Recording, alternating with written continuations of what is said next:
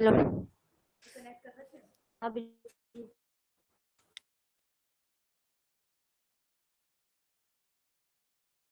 Hello students, आवाज आ रही है?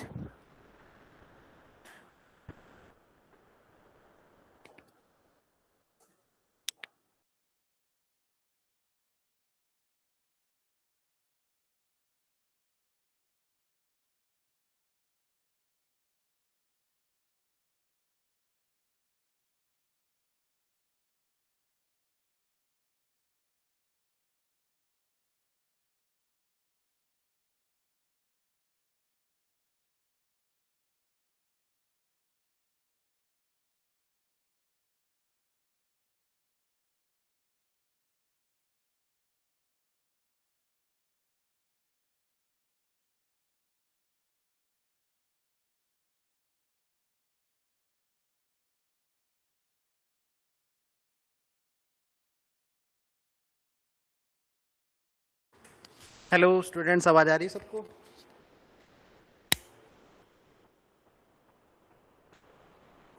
आई आवाज?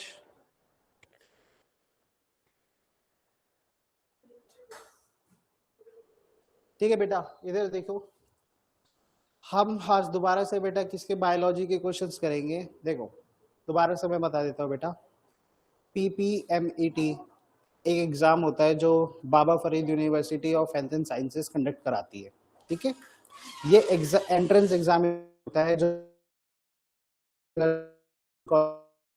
किया। ठीक है, इसके अंदर पेपर PPMET 100 आते हैं 100। उस 100 क्वेश्चंस के अंदर बेटे होते हैं बायो के 20 के 20 होते हैं फिजिक्स के। ठीक है, 20 होते हैं नर्सिंग के और 20 होते हैं।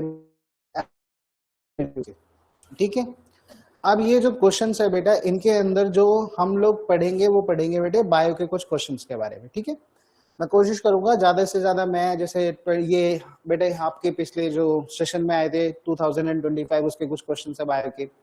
इससे पिछली क्लास में हमने बेटे बायो के क्वेश्चंस करे थे। वो ज्यादातर जो क्वेश्चन थे ना बायो में, वो किससे थे बेटा? वो थे आपके जूलॉजी से। ठीक है, और ये जो क्वेश्चन है आज थोड़े बहुत क्वेश्चन है बेटे, वो किससे है? ये है बेटा प्लांट बायोलॉजी यानी कि बॉटनी से।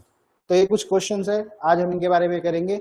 साथ ही साथ इसके अंदर नर्सिंग के भी कुछ, बायोटेक्नोलॉजी के 1-2 क्वेश्चन है, जेनेटिक्स के 1-2 क्वेश्चन है। ठीक है, तो सबसे पहला स्टार्ट करते हैं हम। सबसे पहला क्वेश्चन है बेटा, which cannot be described using A floral diagram.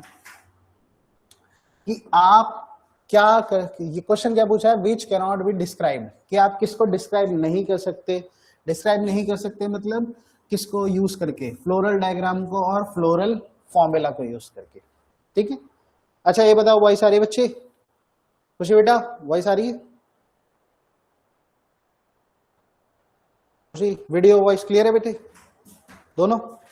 चलो बताओ फिर, ये 4 ऑप्शंस है। क्वेश्चन ये पूछा है कि फ्लोरल डायग्राम का फ्लोरल फॉर्मूला का यूज करके आप किसे डिस्क्राइब नहीं कर सकते। ठीक, जैसे बुक के अंदर क्या था बेटे? फ्लोरल डायग्राम और फ्लोरल फॉर्मूला था। ठीक है, तो वो या पता होना चाहिए हमें वो किस किस चीज को डिस्क्राइब करते हैं। और अगर जिस जिस डिस्क्राइब करते हैं तो कोई भी पता होना चाहिए वो इन चारों में से किसको डिस्क्राइब नहीं कर पाएंगे। तो क्या ऑप्शन है हमारे?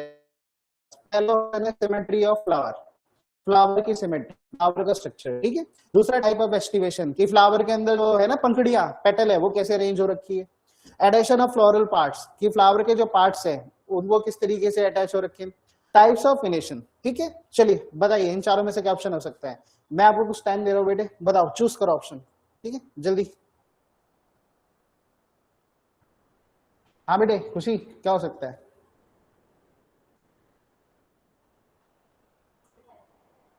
आवाज आ रही है बेटे? आवाज आ रही है? वीडियो दिखाई दे रही है प्रॉपर? चलो बताओ।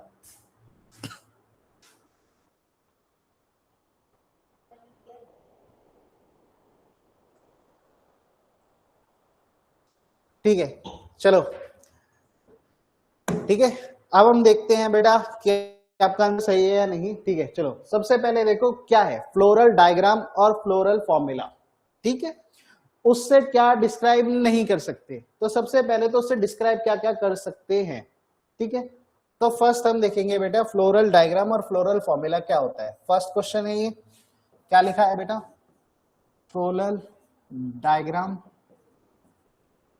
And floral formula. Floral diagram and floral formula. तो फ्लोरल डायग्राम और फ्लोरल फॉर्मूला बेटे बॉटनी टॉपिक, हम लोग क्या पढ़ रहे हैं, बॉटनी का या फिर प्लांट बायोलॉजी का, ठीक है, ये क्वेश्चन है। और इसके अंदर हमसे पूछा है फ्लोरल डायग्राम और फ्लोरल फॉर्मूला का एक्सप्लेन नहीं कर सकते। पहले तो हम ये देखेंगे कि क्या बता सकते हैं ये एक तरीके से क्या माने जाते हैं बेटा, ये टूल्स माने जाते हैं जो यूज किए जाते हैं, use study the structure of a flower, of a flower. तो एक और चीज, फ्लोरल का यहाँ पे क्या मीनिंग होगा, फ्लावर। तो आप डायग्राम और फ्लोरल को यूज करते हो इन टूल्स को किसकी स्टडी करने के लिए, स्टडी करने के बेटा स्ट्रक्चर ऑफ फ्लावर, ठीक है। नेक्स्ट, फ्लावर के जब स्ट्रक्चर की स्टडी करोगे तो ये क्या चीज के बारे में, उसके कौन कौन से कैरेक्टरिस्टिक्स के बारे में बताएंगे। सबसे पहला symmetry of flower, symmetry of flower, ये आपको फ्लावर की सिमेट्री के बारे में बताएंगे, ठीक है, कि फ्लावर की सिमेट्री किस तरीके की है और कैसी हो सिमेट्री, एक्टिनोमॉर्फिक या जाइगोमॉर्फिक, मींस लेटरल, ठीक है। या फिर ये आपको बताएंगे बेटा types of aestivation,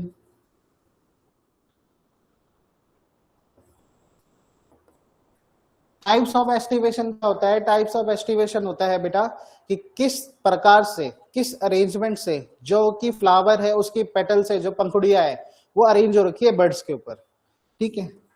how the, या फिर आप बोल सकते हो सीधा सीधा अरेंजमेंट ऑफ पेटल्स और सेपल्स, अरेंजमेंट ऑफ पेटल और सेपल्स ऑन अ बर्ड, ठीक है। ये है बेटा एस्टिवेशन कि किस तरीके से, मान लो ये बर्ड है फ्लावर का और इस पे किस प्रकार से फ्लावर की जो पेटल्स है वो अरेंज हो रखी है, ठीक है। तीसरा है बेटा एडेशन ऑफ फ्लोरल पार्ट्स, या फिर ये किसको दर्शाया बेटा, फ्लोरल डायग्राम और आपका जो फ्लोरल फॉर्मूला है ये फ्लोरल पार्ट के एडेशन को बता सकते हैं, या फिर अरेंजमेंट ऑफ वर्ल्स कि किस प्रकार की फ्लावर की अरेंजमेंट है। अच्छा एक चीज सुनो पहले, तो फ्लोरल डायग्राम, फ्लोरल क्या है बेटा, टूल्स है, किसके लिए यूज होते हैं, स्टडी करने के लिए स्ट्रक्चर ऑफ फ्लावर की। क्या चीज हमें बता सकते हैं, डिस्क्राइब कर सकते हैं, सिमेट्री बता सकते हैं, एस्टिवेशन बता सकते हैं, एडिशन ऑफ फ्लोरल पार्ट्स यानी फ्लावर के पास, एडिशन यानी जुड़ना, ठीक है। अरेंजमेंट बता सकते हैं कि किस तरीके का जो होल अरेंजमेंट है सेपल्स और पेटल्स का वो हो रखा है फ्लावर्स के अंदर, डिफरेंट डिफरेंट टाइप से होता है, ठीक है। किसी के अंदर सर्कुलर पैटर्न होता है, किसी के अंदर पैटर्न होता है, बायलेटरल पैटर्न का है, ठीक है, वो सारे पैटर्न का बता रखा है। तो अब एक चीज, ये चीजें तो क्या है, फ्लोरल डायग्राम और फ्लोरल फॉर्मूला क्या है बेटे, डिस्क्राइब कर सकते हैं, एक्सप्लेन कर सकते हैं। और अगर हम ऑप्शंस की बात करें तो इसमें क्या चीज, अब यहाँ पे क्वेश्चन क्या पूछा है दोबारा से देखो, which can not be describe using A floral diagram, किसको हम फ्लोरल डायग्राम का या फिर फ्लोरल हमारा फॉर्मूला का यूज करके डिस्क्राइब नहीं कर सकते। अभी हम पढ़ के आए हैं सिमेट्री ऑफ फ्लावर, क्या सिमेट्री ऑफ फ्लावर को बताया जा सकता है, किसके द्वारा, इनके द्वारा, फ्लोरल डायग्राम फ्लोरल चार्ट, हाँ बिल्कुल सिमेट्री ऑफ फ्लावर को बताया जा सकता है। लेकिन यहाँ पे हमें पूछा कैन नॉट बी डिस्क्राइब, तो ऑप्शन ये होगा नहीं, ये बेटे रॉन्ग है। दूसरा टाइप्स ऑफ एस्टिवेशन, एस्टिवेशन क्या था, एस्टिवेशन था कि जिसके अंदर इस तरीके अरेंज हो रखी है, क्या पेटल्स अरेंजमेंट के बारे में बता रहा था फ्लोरल डायग्राम और फ्लोरल फॉर्मूला, बता रहा था, ये भी आंसर नहीं है। अगला है बेटे adhesion of flower part, attachment of flower parts की फ्लावर पार्ट्स कौन कौन से अटैच है, क्या ये भी बता रहा था फ्लोरल डायग्राम और फ्लोरल फॉर्मूला, हाँ बता रहा था, तो बेटे ये भी आंसर नहीं है। बचता क्या है बेटे, टाइप्स ऑफ फिनिशन, इसको अकेले को क्या है बेटे फ्लोरल डायग्राम में और फ्लोरल फॉर्मूला ने दोनों ने इसे एक्सप्लेन नहीं किया, और इसी को एक्सप्लेन नहीं कर पाते तो यही आपका answer which can not be described. ठीक है, अब ध्यान से एक और चीज, चलो इसके बारे में भी सुन लो। विनेशन होता क्या है, टाइप्स ऑफ विनेशन क्या होता है बेटे। विनेशन, चलो मैं बता देता हूँ विनेशन। ठीक है, विनेशन बेटे कहाँ क्या होता है, देखो एक पत्ती होती है बेटा, पत्ता होता है जो, उस पत्ते के अंदर जो पैटर्न बना होता है ना वेन्स जैसा, जैसे हमारे में वेन्स होती है, ठीक है, हाथों में ऐसी पैटर्न होता है ना, जो वेन्स जैसा पैटर्न बना होता है ब्रांचिंग लाइक प्रोसेस का, उस वेन जैसे पैटर्न को पत्तों में क्या कहते हैं बेटा, विनेशन। क्या कहते हैं, विनेशन। और वो अलग अलग प्रकार के पैटर्न में होते हैं, वो बायलेटरल पैटर्न है, वो रेटिकुलेट पैटर्न हो सकते हैं। ठीक, विनेशन क्या है, when like pattern on a leaf. जो वेन जैसा पैटर्न हो सकता है बेटे किसके ऊपर बेटा, लीफ के ऊपर, उसको क्या कहते हैं हम बेटा, विनेशन। और ये कैसे कैसे हो सकते हैं बेटा, ये हो सकते हैं लेटरल या फिर रेटिकुलेट, या फिर ब्रांच जैसे स्प्रेड हो सकते हैं, या फिर पैरेलल क्या हो सकते हैं, लेटरली प्रेजेंट हो सकते हैं साइड बाय साइड। ठीक है, ये बेटे वेनेशन है, ये किसके लिए डिस्क्राइब करता है, लीफ के पैटर्न को। ये किसकी बात कर रहा है, वेनेशन बात कर रहा है लीफ की। लेकिन जो बाकी के ऑप्शन है जैसे सिमेट्री, एस्टिवेशन और फ्लोरल पार्ट्स का एडेशन, ये किसकी बात कर रहे हैं, फ्लावर से रिलेटेड। ठीक है, तो ये तीनों फ्लावर्स की बात कर रहे हैं, ये अकेला लीफ की बात कर रहे हैं। यहाँ पे पूछा था कौन डिस्क्राइब नहीं कर सकता, बेटे इसी अकेले को डिस्क्राइब नहीं कर सकता। तो कई बार यहाँ पे तो चलो ये क्वेश्चन पूछा है, आपसे ये पूछ सकते हैं, मान लो कि किसे डिस्क्राइब कर सकता है, तो याद रखना किसे किसे डिस्क्राइब कर सकता है बेटा। ठीक है, विनेशन के बारे में याद रखना, जब विनेशन होता है ये भी आ सकता है, लाइक पैटर्न होता है लीफ के अंदर। चलो बेटे क्लियर है।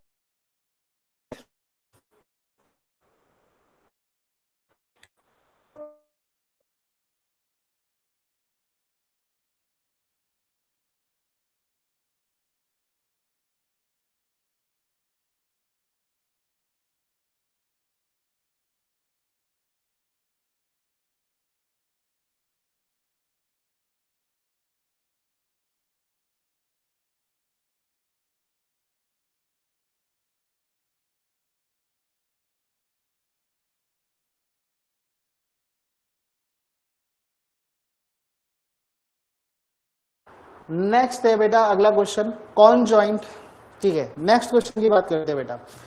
कॉन्जॉइंट और closed vascular bundles are found. सब ध्यान से यहाँ पे मेन पॉइंट ये है वेस्कुलर बंडल्स। क्या है, वेस्कुलर बंडल्स। और यहाँ पे बोला कॉन्जॉइंट और क्लोज्ड वेस्कुलर बंडल्स, वो आपको ठीक है,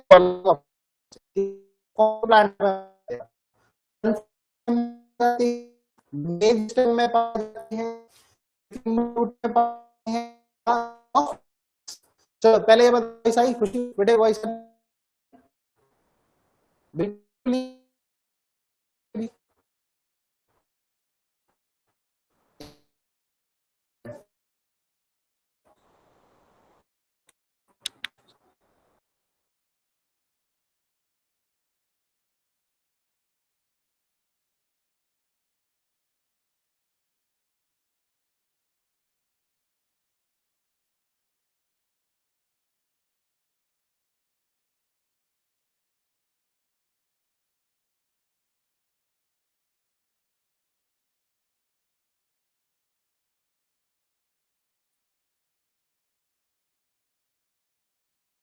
वॉइस आई बेटा, अब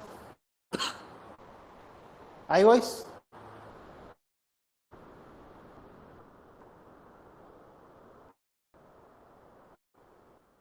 वॉइस ये बताओ फिर, ये चार ऑप्शंस है, conjoint and close vascular bundles, ये किस में पाए जाते हैं, कौन से बताओ प्लांट में पाए जाते हैं, सनफ्लावर स्टैंड, मेज स्टैंड, ऑल ऑफ दिस। मैं आपको थोड़ा टाइम देता हूँ बेटे, बेटे सोच के बताओ। ठीक है,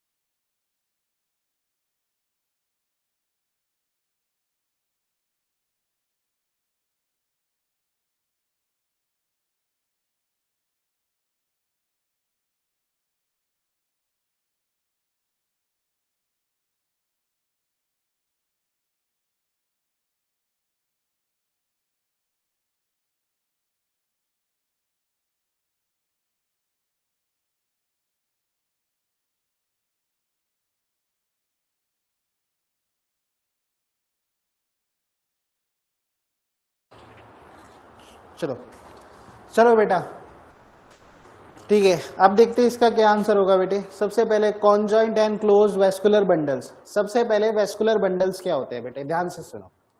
जो प्लांट्स होते हैं ना, प्लांट्स के अंदर डिफरेंट टाइप के वेस्कुलर बंडल्स होते हैं। जैसे कि बेटा वेस्कुलर बंडल्स जाइलम होते हैं, फ्लोएम होते हैं, कैम्बियम होते हैं।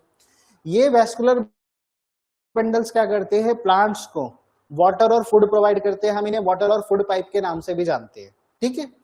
अब इन्हें वाटर और फूड पाइप के नाम से जानते हैं। ये अलग अलग प्रकार के होते हैं। कॉन्जॉइंट होते हैं जिसमें वाटर और फूड पाइप दोनों होते हैं। क्लोज्ड होते हैं जिसके अंदर कैम्बियम नहीं पाया जाता। ओपन होते हैं जिसके अंदर कैम्बियम पाया जाता है। तो सबसे पहले तो वेस्कुलर बंडल्स ये जो है कौन से वाले, कॉन्जॉइंट एंड क्लोज्ड, ये कहां पे मिलते हैं, सनफ्लावर स्टेम में, मेज स्टेम में, क्यूकम्बर रूट में, ऑल ऑफ दीज, ठीक है। इनकी बात करेंगे हम। सबसे पहले तो वेस्कुलर जो बंडल्स होते हैं बेटे,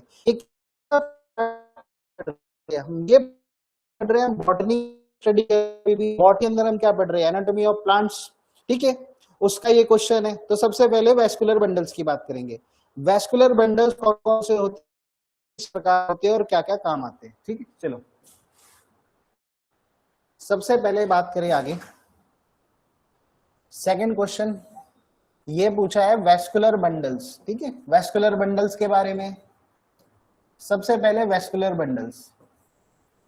तो वेस्कुलर बंडल डिफरेंट टाइप्स के होते हैं बेटा, अलग अलग।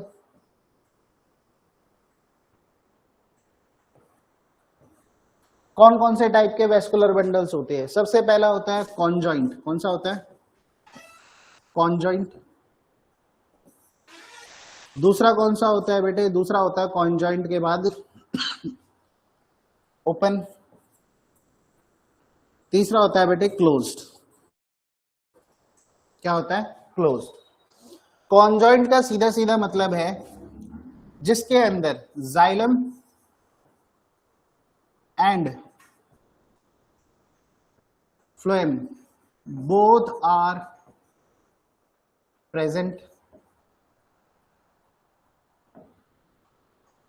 और ओपन और क्लोज के अंदर क्या डिफरेंस है बेटा, ओपन के अंदर है कि cambium is present, but closed जो है, क्लोज्ड का मतलब क्या है, कैम्बियम इज एब्सेंट। कैम्बियम क्या है बेटा, एब्सेंट है। साथ साथ नोट डाउन भी कर लो बेटा। देखो सबसे पहले क्या है बेटा, वेस्कुलर बंडल्स। हमसे क्वेश्चन में तो ये पूछा था कि वेस्कुलर बंडल्स कौन से वाले, कॉन्जॉइंट एंड क्लोज्ड वाले किस में प्रेजेंट है। लेकिन उससे पहले हमें ये पता होना चाहिए वेस्कुलर बंडल्स कितने टाइप के होते हैं, कौन कौन से होते हैं और वो क्या क्या उनके डिफरेंशिएशन होता है उनके अंदर, ठीक है। सबसे पहले क्या लिखा है बेटे, कॉन्जॉइंट टाइप। कॉन्जॉइंट के अंदर क्या होते हैं बेटे, जाइलम और फ्लोएम दोनों होते हैं, ठीक है। जाइलम और फ्लोएम क्या काम करते हैं बेटे, उनकी बात करते हैं। दूसरा क्या था, ओपन। ओपन क्या है, ओपन के अंदर कैम्बियम क्या है बेटा, कैम्बियम है प्रेजेंट। अब कैम्बियम क्या करता है बेटा, सेकेंडरी ग्रोथ को अलाउ करता है। तीसरा है बेटा वो है क्लोज्ड। क्लोज्ड के अंदर कैम्बियम नहीं होता। क्लोज्ड के अंदर कैम्बियम अगर नहीं होगा तो बेटा ठीक है। चलो अब देखते हैं। सबसे पहले क्या है, देखो कुछ वर्ड्स को समझते हैं, जाइलम और फ्लोएम। कॉन्जॉइंट का मतलब क्या है कि जाइलम और फ्लोएम दोनों के दोनों है। तो जाइलम और फ्लोएम क्या है बेटा, जाइलम और जो फ्लोएम है ये दोनों के दोनों क्या है बेटे, वेस्कुलर बंडल्स है।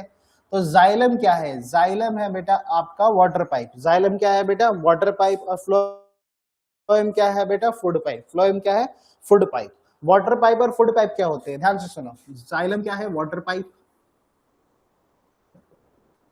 फ्लोएम क्या है, फूड पाइप। वाटर पाइप और फूड पाइप। इसका मतलब क्या है, वाटर पाइप का मतलब पता है क्या है, जो प्लांट है ना बेटा एक, उस प्लांट के अंदर ऐसे चैनल्स बने हुए हैं, ठीक है। या फिर मैं बोलूं कि ये पाइप लाइक स्ट्रक्चर बने हुए, चैनल बने हुए हैं, जिनके अंदर क्या होता है बेटे, जो रूट्स होती है ना प्लांट्स की, जमीन से वो वाटर लेकर के, मिनरल्स लेकर के ऑल ओवर द प्लांट, पूरे प्लांट के अंदर लीव्स तक को प्रोवाइड करती है, ठीक है। वो पाइप को क्या बोलते हैं बेटा, वाटर पाइप या फिर जाइलम। ऐसे ही बेटा फूड पाइप होते हैं फ्लोएम। जब प्लांट अपना खाना खुद बनाता है बेटे फोटोसिंथेसिस से, तो वो फूड है जो पूरे प्लांट में स्प्रेड आउट करना, किससे, फूड पाइप से, उसको बोलते हैं फ्लोएम। क्या बोलते हैं बेटा, फ्लोएम। अगर ये दोनों इकट्ठे प्रेजेंट है बेटा, अगर ये किसी प्लांट में ये दोनों वेस्कुलर बंडल, फूड पाइप और वाटर पाइप दोनों इकट्ठे प्रेजेंट है, तो वो क्या कहलाएगा? कॉन्जॉइंट। क्या कहलाएगा बेटा? कॉन्जॉइंट टाइप का। दूसरा है बेटा ओपन। ओपन के अंदर क्या है? कैम्बियम प्रेजेंट है और क्लोज्ड के अंदर कैम्बियम एब्सेंट है। What is cambium? ठीक है, कैम्बियम बेटे क्या होता है? आप बोल सकते हैं कैम्बियम एक तरीके का जनरेशन पार्ट है। और कैम्बियम क्या होता है बेटा? Cambium allow us secondary growth. Cambium क्या अलाउ करता है बेटा? सेकेंडरी ग्रोथ को अलाउ करता है।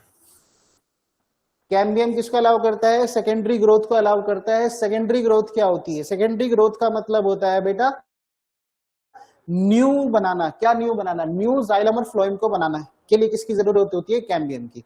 कैम्बियम सेकेंडरी ग्रोथ को करवाता है। ठीक है, अगर कैम्बियम किसी के अंदर प्रेजेंट है तो वो प्रेजेंट होगा, उसके अंदर वो नया जाइलम और फ्लोएम बना सकता है। और अगर कैम्बियम एब्सेंट होगा, ठीक है, तो वो क्या नहीं बना पाएगा बेटा? वो नहीं बना पाएगा जाइलम और फ्लोएम। ठीक है, अब कैम्बियम को अगर मैं और थोड़ा एक्सप्लेन करूं तो कैम्बियम क्या है बेटे? Thin layer of master cells, या फिर आप बोल सकते हो मेरिस्टेमेटिक टिश्यू, या फिर इसे कैम्बियम को और क्या बोलते हैं बेटा? Growth engine. क्या बोलते हैं? Growth engine.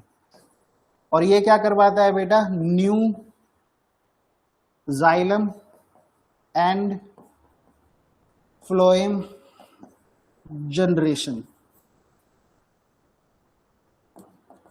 ठीक है, और कहां प्रेजेंट होता है कैम्बियम बेटा? देखो ओपन में लिखा है, ओपन के अंदर प्रेजेंट होता है। जो वेस्कुलर बंडल ओपन टाइप है उसमें कैम्बियम प्रेजेंट है, लेकिन होता कहां है?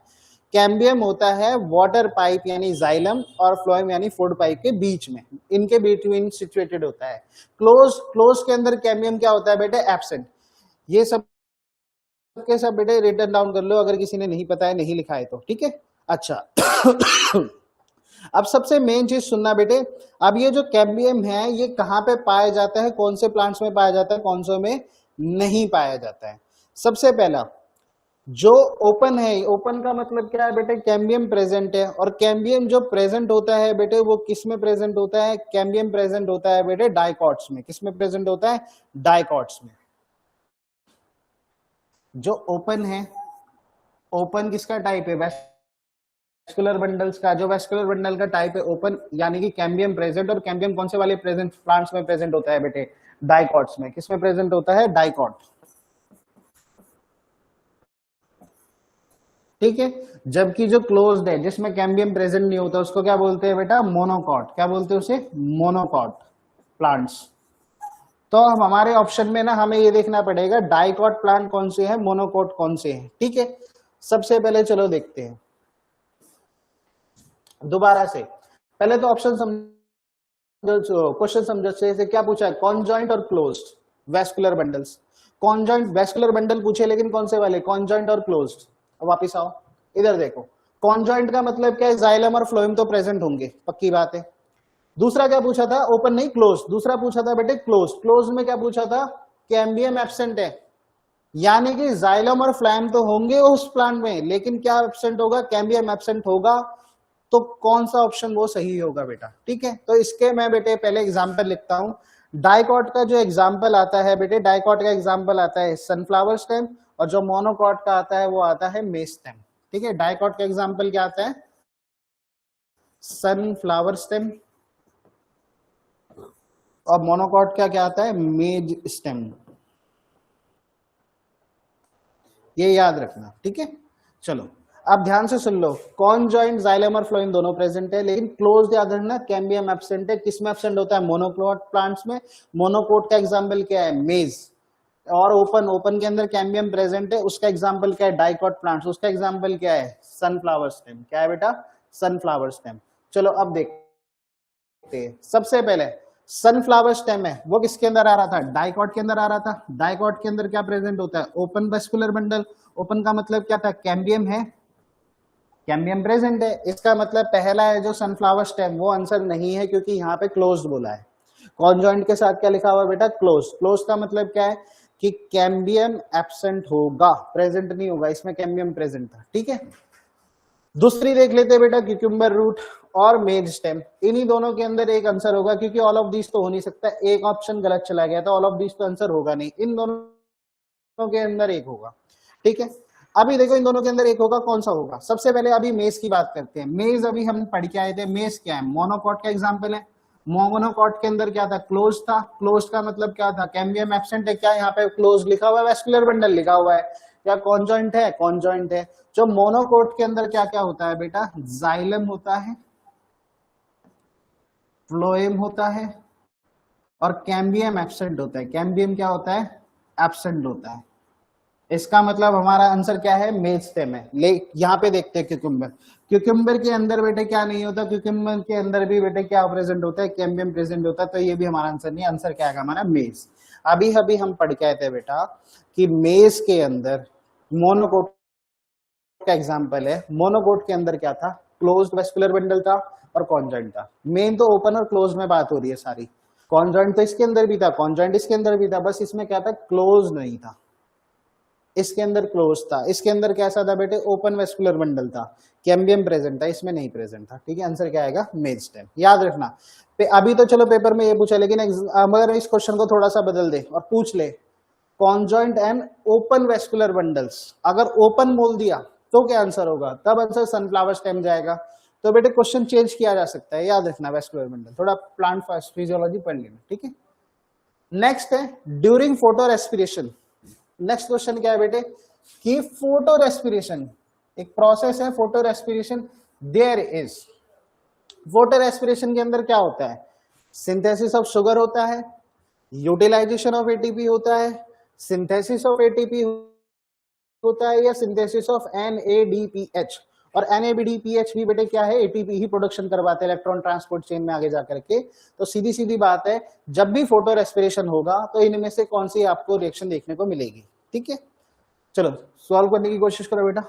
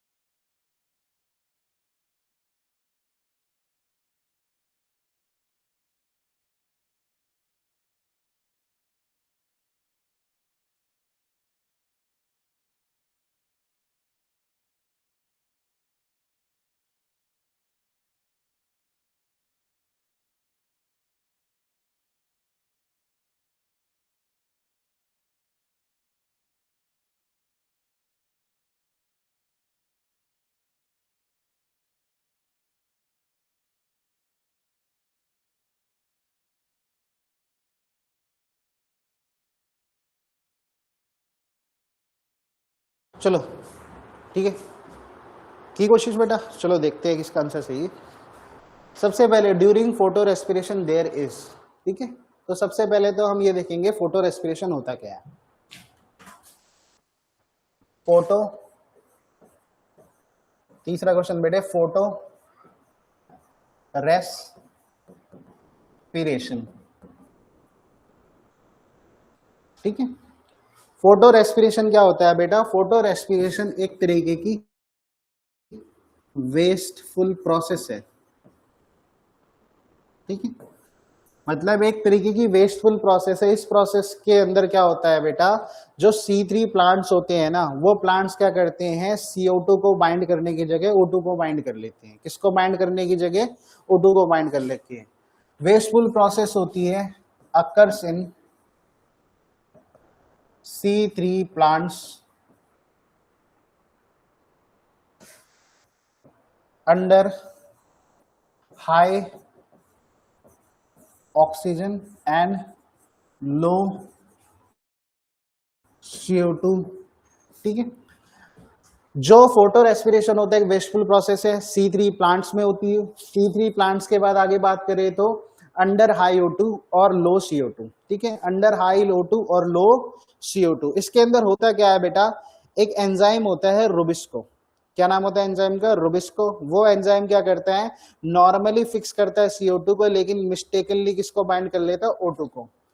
ठीक है, एक एंजाइम होता है जिसका नाम होता है बेटे रुबिस्को। ये एंजाइम क्या काम करता है बच्चे? ये normally binds with CO2। Normally किसके साथ बाइंड करता है? CO2 के साथ।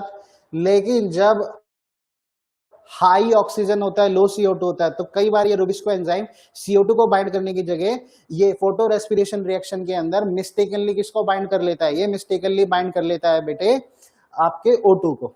तो ये क्या करेगा? मिस्टेकनली बाइंड्स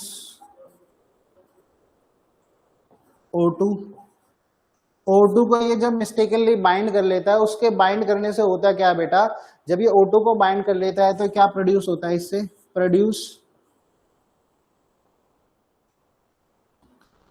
ठीक है, क्या प्रोड्यूस करता है बेटे? फॉस्फोग्लाइकेट। क्या प्रोड्यूस करता है बेटे? फॉस्फोग्लाइकोलेट। और फॉस्फोग्लाइकोलेट क्या करना पड़ता है बेटे? रिसाइकिल करना पड़ता है। क्या करना पड़ता है बेटे?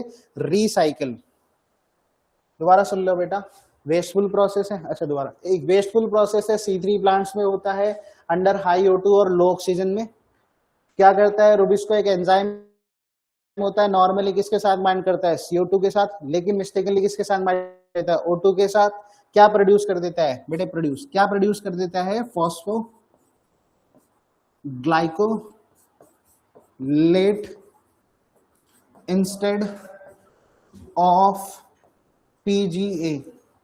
बेटा PGA की जगह क्या बना देता है? ये फॉस्फोग्लाइकोलेट। और जो फॉस्फोग्लाइकोलेट होता है वो हमारी बॉडी में यूज नहीं हो पा रहा, तो फॉस्फोग्लाइकोलेट का प्लांट में यूज नहीं हो पाएगा, तो इसको क्या करना पड़ेगा बेटे? रिसाइकिल करना पड़ेगा। क्या करना पड़ेगा? रिसाइकिल। तो फॉस्फो ग्लाइकोलेट।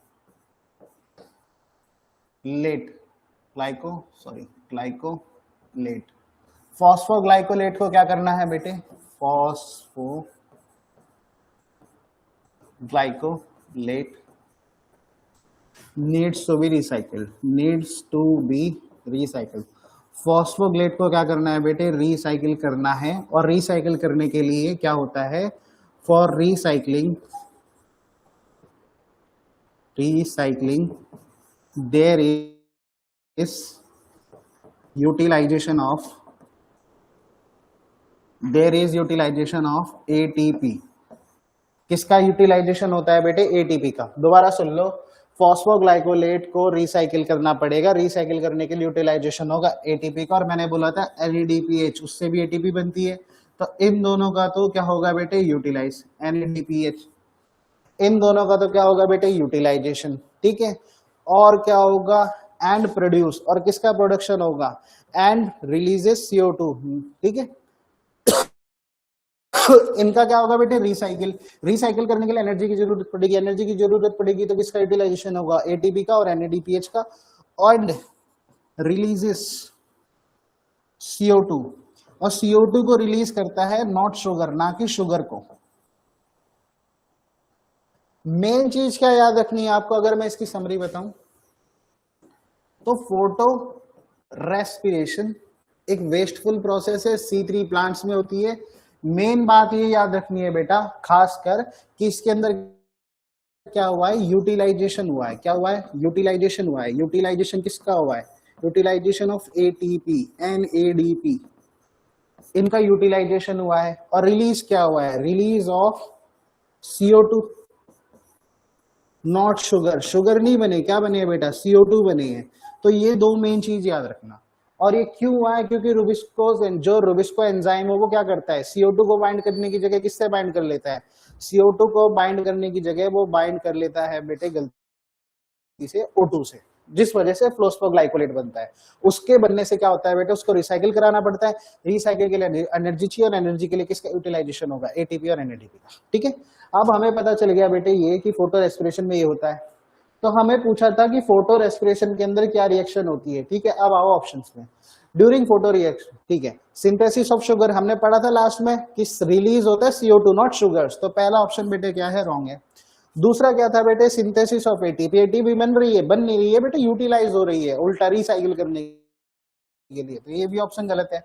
अब इधर देखते हैं यूटिलाइजेशन ऑफ एटीपी और सिंथेसिस ऑफ NADPH। पहले तो इसको देखते हैं, सिंथेसिस ऑफ NADPH। NADPH का सिंथेसिस नहीं हो रहा था, यूटिलाइजेशन हो रहा था एनर्जी के लिए और एटीपी का, तो ये भी गलत है बेटे, सिंथेसिस नहीं हो रहा था। यूटिलाइजेशन ऑफ एटीपी, एटीपी का यूटिलाइजेशन हो रहा था, क्यों हो रहा था, रिसाइकिल करने के लिए। किसको बेटा, फॉस्फोग्लाइकोलेट को रिसाइकिल करने के लिए क्या यूज हो रहा था बेटे, एटीपी, ठीक है। चलो नेक्स्ट क्वेश्चन है बेटा कि कौन सा हार्मोन है इसमें यूज किया जाता है माल्टिंग की प्रोसेस में बेटा, in the brewing industry. Brewing industry समझते हो बेटा, वाइन जो बनती है बेटा, ब्रू करके बनती है ब्रूइंग प्रोसेस से, तो उसके अंदर इनमें से कौन सा एंजाइम का इस्तेमाल किया जाता है, ठीक है, सिंपल सा। आप ये देखो क्वेश्चन, कोशिश करो कि कौन सा एंजाइम है बेटे इनमें से जो ब्रूइंग इंडस्ट्री के अंदर यूज होता है। चलो ट्राई करो।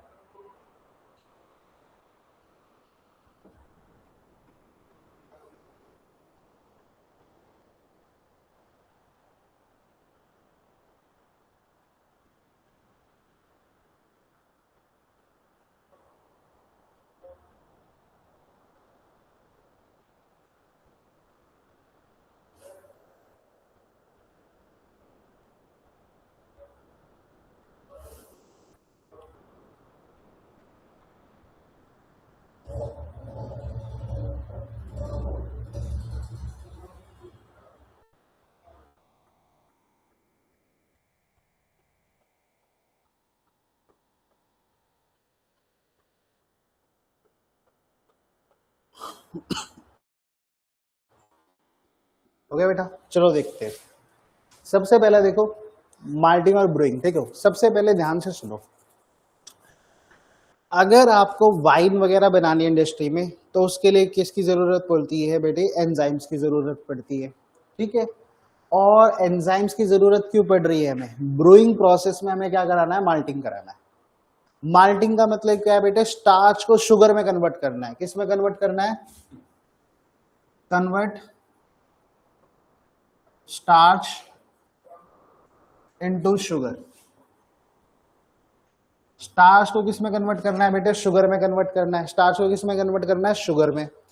जब हम स्टार्च को शुगर में कन्वर्ट करेंगे, उसके लिए हमें कौन से एंजाइम की जरूरत पड़ेगी। और पता है ब्रूइंग के अंदर क्यों जरूरत थी उस एंजाइम की, देखो जब सीड्स जर्मिनेट करेगी, तो जर्मिनेशन के बाद क्या होगा, वो एंजाइम प्रोड्यूस होगा और वो एंजाइम जाएगा स्टार्च के पास, और स्टार्च को किस में कन्वर्ट करने को कहेगा बेटे, सिग्नल देगा, मतलब जल्दी से जल्दी किस में कन्वर्ट कराएगा, शुगर में। और जब शुगर में कन्वर्ट कराएगा स्टार्च को, तो उसी प्रोसेस को हम क्या कहेंगे, माल्टिंग। और माल्टिंग बहुत जरूरी होती है ब्रूइंग में, वाइन वगैरह बनाने के लिए। अब इधर देखो, अब इनमें से कौन सा एंजाइम है जो यूज होगा। सबसे पहले एक एंजाइम की बात करते हैं। सबसे पहले एंजाइम है ऑक्सिन। ऑक्सिन जो एंजाइम है बेटे कहाँ काम आता है, ऑक्सिन काम आता है बेटे सेल इलोंगेशन एंड रूटिंग। तो सेल इलोंगेशन एंड रूटिंग का तो किससे, माल्टिंग से लेना देना नहीं है। ये तो स्टार्च को कन्वर्ट किस में नहीं कर रहा है, ये स्टार्च को शुगर में कन्वर्ट नहीं कर रहा है। इसका मतलब पहला ऑप्शन क्या है बेटा, रॉन्ग है। चलो केराटिन की बात करते हैं कि केराटिन की बात करते हैं। गुड आफ्टरनून बेटा, गुड आफ्टरनून। केराटिन की बात करते हैं। केराटिन जो एंजाइम है, केराटिन एंजाइम का क्या काम होता है, केराटिन एंजाइम का काम होता है cell division,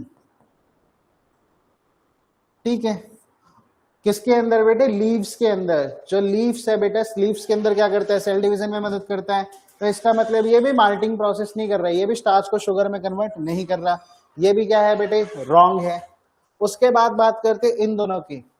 ethylene, ethylene enzyme क्या काम करता है बेटे, इथाइलिन एंजाइम हमारा फ्रूट राइपनिंग, जो फ्रूट्स को राइपनिंग, यानी कि देखो सिंपल सा बताता हूं आपको, फ्रूट राइपनिंग का जो बनानास होते हैं बेटे ग्रीन कलर के होते हैं ना, येलो कलर में कन्वर्ट होते हैं, इथाइलिन की वजह से होते हैं, ठीक है। जब बनानास को बेटे पकाया जाता है ना, ठीक है, राइपन किया जाता है, पकाया जाता है अच्छे से, ठीक है, जो ग्रीन बनानास येलो हो जाते हैं, येलो कलर के, तो वो बनाना येलो कलर के होते हैं बेटा इथाइलिन से। किससे होते हैं, इथाइलिन से। अब सुनो गिबरलिन, जो गिबरेलिन है बेटे, ये क्या काम करता है? गिबरेलिन काम करता है स्टार्च को किस में कन्वर्ट कर देता है? शुगर में। और ये माल्टिंग प्रोसेस में मदद करता है। और हमसे पूछा भी यही है, कौन सा हार्मोन माल्टिंग की प्रोसेस को क्या करता है बेटा? करता है ब्रूइंग इंडस्ट्री में। ब्रूइंग इंडस्ट्री यानी वाइन बनाने वाली इंडस्ट्री, बियर वगैरह। तो गिबरलिन वो एंजाइम है। आंसर क्या होगा बेटा इसका? गिबरलिन, ये याद रखना। चलो, इससे हमें और एंजाइम के बारे में पता चला। अगर आपसे पूछे ऐसा कौन सा एंजाइम है जो प्लांट्स में सेल इलोंगेशन और रूटिंग का काम करता है, तो कौन काम करता है? ऑक्सिन। अगर कोई पूछे सेल डिवीजन का कौन काम करता है प्लांट्स में, लीफ का लाइफ स्पैन कौन बढ़ाता है? केनेटिन बढ़ाता है। अगर कोई पूछे फ्रूट राइपनिंग, ये क्वेश्चन आ सकता है बेटे, फ्रूट राइपनिंग, फ्रूट किससे पकाए जाते हैं? इथाइलिन से। किससे पकाया जाता है बेटा? इथाइलिन से। और गिबरलिन है, गिबरलिन क्या करता है बेटे? स्टार्च को शुगर में कन्वर्ट करता है। और गिबरलिन जो है बेटा, ये इसका आंसर होगा। ठीक है, चलो नेक्स्ट क्वेश्चन होगा बेटे। चलो ये बताइए, which occurrence would have the greatest effect on the future human evolution? कि इनमें से सबसे ज्यादा ग्रेटेस्ट, मैं बोल रहा हूं सबसे ज्यादा इफेक्ट किसका होगा ह्यूमन के एवोल्यूशन पे? बहुत बढ़िया क्वेश्चन है। म्यूटेशन इन स्पर्म और जर्म सेल्स, डेली एक्सरसाइज करना, ठीक है, daily exercise for fitness, moving to Kerala for a better health care, या फिर एनकरेज करना चिल्ड्रंस की इंटेलेक्चुअल डेवलपमेंट को? बताओ।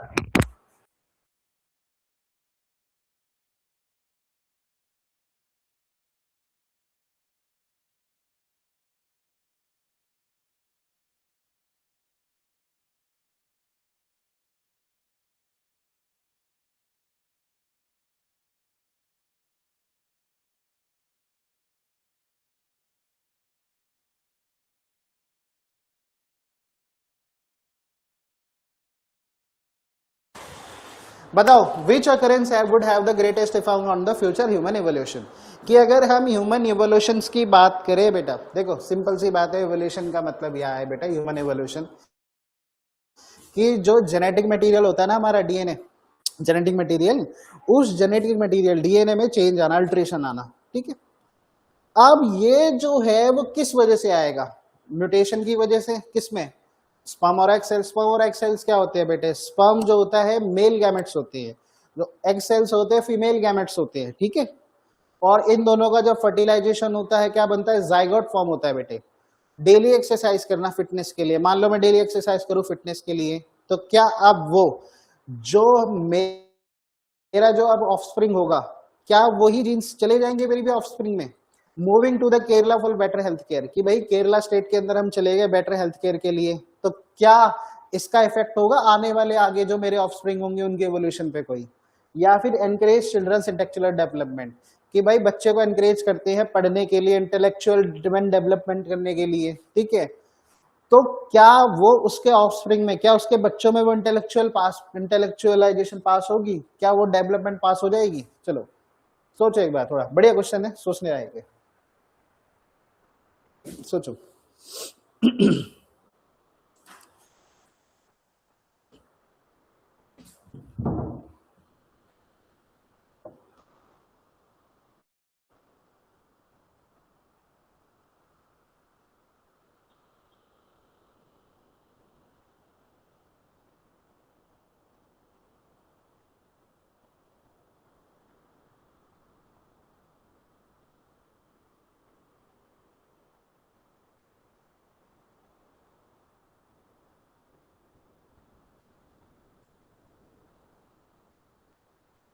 ठीक है, चलो देखिए अब, चलो अब देखते क्या आपसे होगा।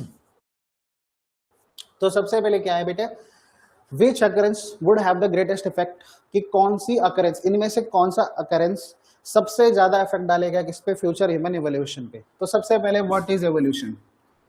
ठीक है, देखो एवोल्यूशन का अगर मैं सीधे सीधे आपको बोलने लगूं तो एवोल्यूशन क्या होगा? चेंज इन इनहेरिटेड ट्रेट्स, ठीक है। जो भी आपने ट्रेट्स इनहेरिट करे है ना, चेंज इन इनहेरिटेड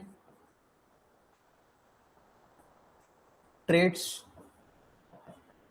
जो आपके इनहेरिटेड ट्रेट्स थे, जो आपने इनहेरिट किए थे अपने पेरेंट्स से, उन ट्रेट्स में क्या आना बेटे?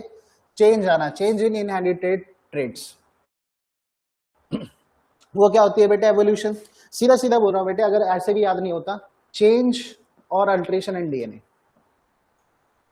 चेंज और अल्टरेशन इन डीएनए, कि हमारे जेनेटिक मटेरियल में जब तक चेंज नहीं आता ना, अल्टरेशन नहीं आता, तब तक एवोल्यूशन होती नहीं है। तो चलो अब देखते हैं, चलो पहले ऑप्शन देखते हैं क्या करके। सबसे पहले moving to the Kerala for better health care. अच्छा एक बात बताओ, चलो मान के चलो केरला जो स्टेट है बहुत अच्छा इन्वायरमेंट है, बहुत बढ़िया हेल्थ केयर है, अगर चलो कोई पर्सन वहां मूव कर जाता है तो क्या उसके एवोल्यूशन पे चेंज आएगा? ठीक है, क्या उसके ऑफस्प्रिंग में कोई चेंज आएगा उससे? नहीं बेटा, ऐसा नहीं होगा। केरला के अंदर क्या होगा, जाना, ये एक बेटे क्या चेंज होता है, ये एवोल्यूशन का चेंज नहीं है बेटे, ये इन्वायरमेंटल चेंज है। कैसा चेंज है ये? Environmental change.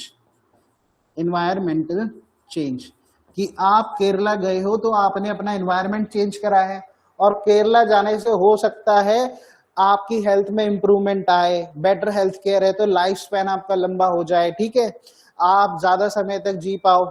इसका ये मतलब नहीं है बेटा किसी तरीके का कोई एवोल्यूशन देखने को मिलेगा आप में, आपके ऑफस्प्रिंग में, ठीक है। दूसरा, चलो ये डेली एक्सरसाइज। अच्छा ये बताओ, चलो मान लो मैं आज से डेली एक्सरसाइज करने लगता हूँ, मैं हेल्दी हो जाता हूँ, फिट हो जाता हूँ, तो क्या वो मेरे डीएनए में, जीन्स में चेंज ला देंगे जिससे आगे जाके बेटे जो ऑफस्प्रिंग होंगे मेरे उनमें चेंज आएगा? नहीं, ऐसा नहीं होगा, ठीक है।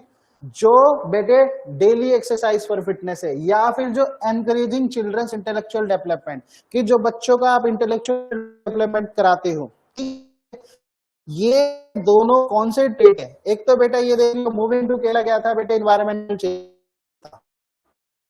लाइफ बेटर हो सकता है, आपका हेल्थ बेटर, पॉल्यूशन पे चेंज नहीं आएगा इससे। दूसरा, एनकरेजिंग चिल्ड्रंस इंटेलेक्चुअल डेवलपमेंट या फिर डेली एक्सरसाइज फॉर फिटनेस, ये बेटे आपके चेंज नहीं लाने वाले कि आपके जेनेटिक मटेरियल में, ये एक्वायर्ड ट्रेट है। क्या है ये? Acquired trait, acquired trait. इससे एवोल्यूशन नहीं आएगा, किसी भी तरीके का कोई चेंज नहीं आएगा। लेकिन बात करते हैं बेटा, अब ये ऑप्शन जो रिमेनिंग है, म्यूटेशन इन स्पर्म और एग। अच्छा एक चीज सुनो, मैं सिंपल बात बोलता हूं बेटे, कि जो भी बच्चा बनता है वो किससे बनता है? स्पर्म और ओवम का, यानी एग का क्या होता है? फर्टिलाइजेशन होता है। जब स्पर्म और एग आके फर्टिलाइज करते हैं तो जाइगोट बनता है, जाइगोट से आगे जाके क्या बनता है? एम्ब्रियो, एम्ब्रियो से आगे जाके फीटस बनता है, डिलीवरी होती है, फिर वो ग्रो करता है। अच्छा अब सिंपल सी बात सुनो, अगर देखो मान के चलो जो स्पर्म है और एग सेल है, अगर उन्हीं के अंदर क्या आ जाए बेटे? म्यूटेशन। क्या आ जाए बेटा? म्यूटेशन।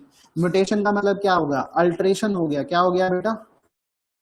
अल्टरेशन हो गया है इन,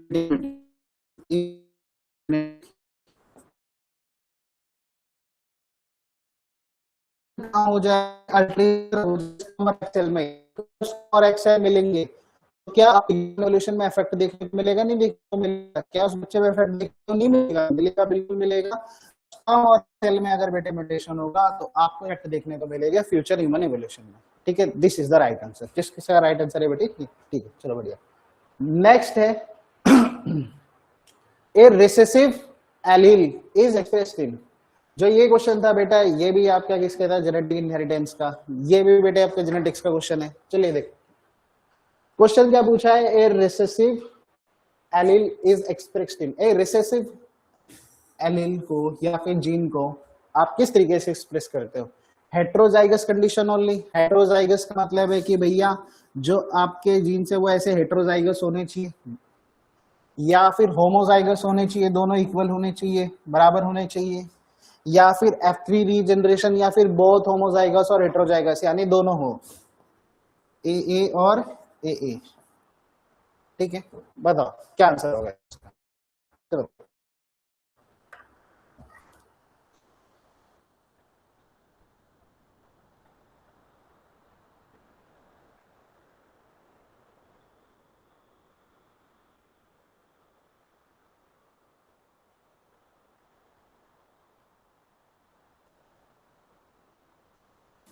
करें, देखो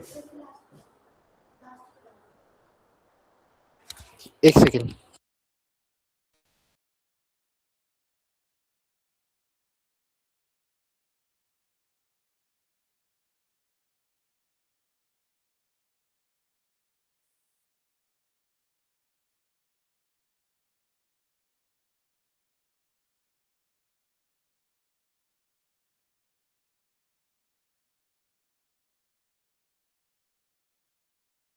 हेलो, तो देखो बेटा, चलो इसका देखते हैं। देखो सबसे पहले recessive allele, recessive gene, recessive gene. तो मैं सीधा सीधा बताता हूं बेटा आपको, जो बेटे जीन्स होते हैं ना, जो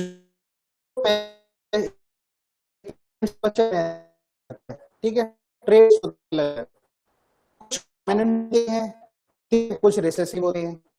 जो रिसेसिव होते हैं ना, मैं सीधा बोलूं, इनका नेचर जो होता है, इनका रिसेसिव जीन का नेचर होता है शाई। जो रिसेसिव जीन होते हैं उनका नेचर कैसा होता है? शाई नेचर होता है, या फिर आप बोल सकते हो नॉन डोमिनेंट होते हैं। कैसे होते हैं ये? नॉन डोमिनेंट, शाई नेचर के होते हैं और नॉन डोमिनेंट। इसका मतलब क्या है कि रिसेसिव जीन अपने आप को एक्सप्रेस तभी कर पाएंगे जब दोनों के दोनों क्या होंगे? एक जैसे होंगे। उनमें से दोनों जीन्स में से कोई भी डोमिनेंट नहीं होगा ट्रेट्स में से। तो इसका मतलब ये, सबसे पहला देखते कंडीशन हेट्रोजाइगस। हेट्रोजाइगस में मान लो ये जो कैपिटल ए है यहाँ पे, ये क्या है बेटे? डोमिनेंट है, ये डोमिनेंट जीन है। और जो छोटे वाला ए है, ये क्या है बेटे? ये रिसेसिव जीन है। तो जब डोमिनेंट जीन प्रेजेंट होगा, डोमिनेंट कैरेक्टरिस्टिक्स, यानी डोमिनेंट क्या करेगा? इसे डोमिनेट करेगा। रिसेसिव जीन एक्सप्रेस नहीं हो पाएगा, अपने आप को नहीं कर पाएगा, ठीक है। F3 जनरेशन के अंदर भी क्या होगा बेटे? एक्सप्रेशन नहीं होगा। इसके अंदर भी क्या प्रेजेंट होते हैं? डिफरेंट जीन प्रेजेंट होते हैं। अब इस कंडीशन में देखो, जहां पे होमोजाइगस हेट्रोजाइगस दोनों है, तो होमोजाइगस या हेट्रोजाइगस, कौन कंडीशन ज्यादा डोमिनेट करेगी? हेट्रोजाइगस वाली। लेकिन जब होमोजाइगस कंडीशन होगी, जब दोनों के अंदर रिसेसिव जीन होंगे, जब ही रिसेसिव जीन अपने आप को एक्सप्रेस कर पाएगा। तो आंसर इज बी, ठीक है। ये याद रखना बेटे कि मैं सिंपल बोल रहा हूं, रिसेसिव एलेल या फिर रिसेसिव जीन अपने आप को जब एक्सप्रेस करेगा जब दोनों होमोजाइगस होंगे जीन्स। क्यों? क्योंकि जो रिसेसिव जीन है उसका नेचर कैसा है? शाई, शाई नेचर का, या फिर कैसा है? नॉन डोमिनेंट है। कैसा है बेटे? नॉन डोमिनेंट है, ठीक है। तो बेटे ये कुछ क्वेश्चंस थे हमारे। ये कौन से क्वेश्चंस थे बेटे? ये बायोलॉजी के कुछ क्वेश्चंस थे, ठीक है, प्लांट बायोलॉजी के, ठीक है, बायोटेक्नोलॉजी के। नेक्स्ट क्लासेस में हम कंटिन्यू करेंगे बेटे, और हम क्वेश्चंस लाएंगे। आज थोड़ी टेक्निकल प्रॉब्लम होगी, टाइम लग गया था बेटे, ठीक है। और क्वेश्चंस लाएंगे हम बायोलॉजी के बेटे, जैसे आपके प्रीवियस ईयर के क्वेश्चंस, न्यू क्वेश्चंस जो मैं प्रिपेयर करूंगा अपने आप बेटा। उसके अलावा जो नर्सिंग के क्वेश्चंस कुछ आते हैं बेटा, डिसीजेस से, इन्फेक्शन से, वो सारे के सारे, डिजास्टर मैनेजमेंट से, वो मैं आपको कराऊंगा, ठीक है। आपको आपके बाकी टीचर्स फिजिक्स वगैरह के भी क्वेश्चंस, केमिस्ट्री के सब कराएंगे, ठीक है। चलो, ऑल द बेस्ट बच्चों, जब तक के लिए all the best for your PPMT, ठीक है। ये कर लेना बेटा जब तक, ठीक है।